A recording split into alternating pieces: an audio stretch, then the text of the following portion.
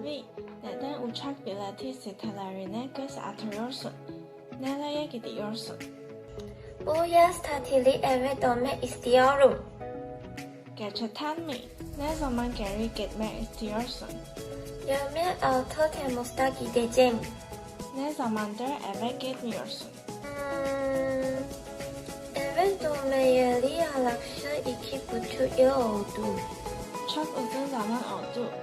Eve gidebilecek için mutlu musun? Evet, çok mutluyum. Ama koronavirüs hala ciddi. Biraz endişeliyim. İnşallah eve gidebiliriz. Umarım bu salgın bir an önce biter ve ailenle vakit geçirirsin. Teşekkürler. Ben de Malezya'da bir hatırayı alacağım.